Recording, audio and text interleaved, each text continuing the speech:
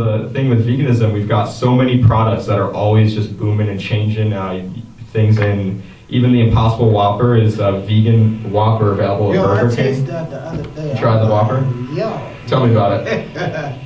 I thought it was like a regular Whopper, but it actually was like with a veggie Whopper.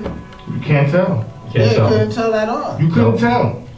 You can't. And these products are coming out all the time. Veg Fest is basically going to be a hub. You can learn about all the new things that are happening, talk to vegans. If you're vegan and you're in Rochester, this is an awesome place as well, just to meet people that are like-minded. Come and learn how you can be a part of the activism of Anonymous to the Voiceless. We've got just a ton of opportunities happening this year. Yeah, I like that. I'll be attending. So I'm very appreciative that you was able to come and grace us, because believe me, this information that they have is something that a lot of people need to know what's going on with the food we eating. Yeah, absolutely. I mean, there's honestly just so much happening on the planet that to have a source of connection where you can really just go and seek out what's really happening, that's what we're all about. And so Anonymous to the Voiceless, that's the chapter in Rochester, and some of the things that we show are animal agriculture footage with regards to slaughterhouses, being on the farm, things that are RSPCA approved, grass-fed, organic, all those labels that people are now going out and buying. We're showing what's happening in our country, and basically showing that it's still an atrocious thing that's happening to these animals. At the end of the day, no matter whether you're grass-fed, non-GMO, I know. there's a knife in the throat of each of these animals, and that's what we are kind of getting people to think about. Well, I mean, going on the chicken, because people been going nuts for chicken. Popeye's fighting, doing all kind. Can you explain some of the things that just happened to chicken? Sure. So. Before, not to cut you off, but before it gets to like the chicken it gets to the plate, to where we're about to, or to the package, like what happened to that meat before it got there? My dad needs to be hearing this. He chicken eater like a mom, I tell you. So how long do you think a chicken is naturally supposed to live for? Figure out, I say 4 years. So chickens, they can live up to 13 years. Basically, we're breeding about 60 billion animals every single year for animal agriculture. Chickens, they go into slaughterhouse after about 43 days. These are broiler chickens. The thing is, they are bred to be the maximum size they can be for the minimum amount of time to be alive. Basically, that's the maximum profitability. And so these chickens are, whether they're caged, sometimes they're cage-free, and the chickens can be in 10,000 in one building, and basically their beaks are removed without any anesthetics. They grow to about sometimes up to 6 times the size of what they're supposed to be, and they are so abnormally large from what they're naturally supposed to be physically that their legs can break, their legs cannot support them, and a lot of them just aren't even able to move. This is after 43 days, they're the right size. So a chicken can live up to 13 years. They live about 40 days before they're slaughtered. In that way. Sure. You know what I'm saying? Because I'm always cutting out a lot of things. There's a lot of things, that I just don't do. Just don't want to do it. And I think the mind is so powerful that you can actually just, whatever you put your mind to, it's a cliche as they think, but it's true. If I wanted to just stop doing this, I can just stop doing it. And there would be no problem with doing it. Like I said, the work is just consistently doing it. So yeah, I always think about being vegan. To a certain extent, that's the mood and the mode that I'm actually going into. Sure. What about you? I don't want the feelings of animals. Me, I'm more like a carefree type person. It's like whatever. So like 9 times out of 10, if I need to become vegan, then that's what I'm about to do. You know what I'm saying? I'm just carefree. I move with the world, basically. Sure. And the cool thing about veganism is it's really on the rise. Last year, the demand for vegan products raised by 987%. Wow. And so, real quick, what vegan means according to the Vegan Society is it's a way of living that seeks to exclude, as far as possible and practical, all forms of animal exploitation. So that includes clothing, food, animal testing, cosmetics, things like that. And so a lot of people are really waking up to the fact that using animals, viewing them as commodities, viewing them as anything but something that deserves to be free, that's not necessary, that's not something we need to do, and we can actually make other choices with our dollars and with what we put into our bodies. Yeah, because I'm sitting here looking at the Whopper and the Impossible Whopper.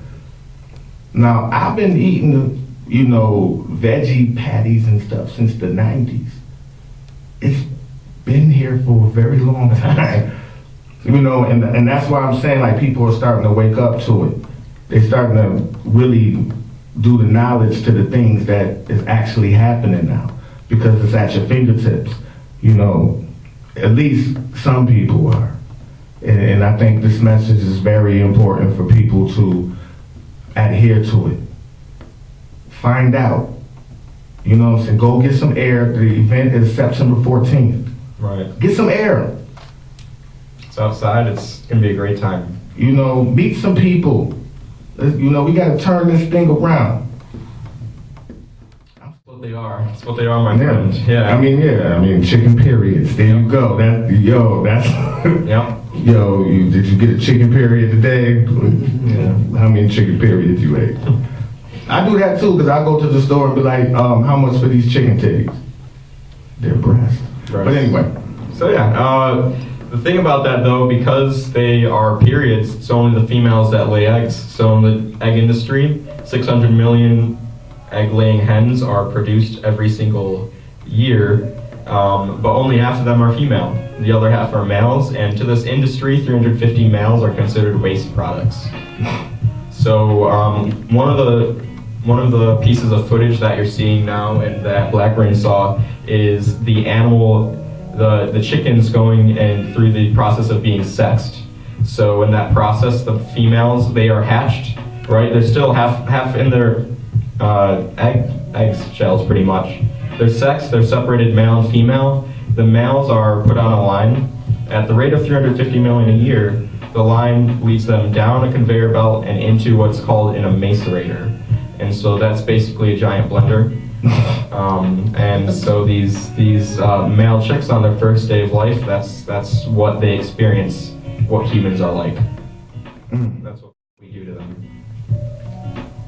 And you're eating that. So we got a comment from Anti-Vegan Man here. He says he ate about 5 chicken periods this morning. Wow. So that's a hefty meal right there. Wow. Yeah. Are you full? How you doing over there? Man, that's a lot of chicken periods you ate there.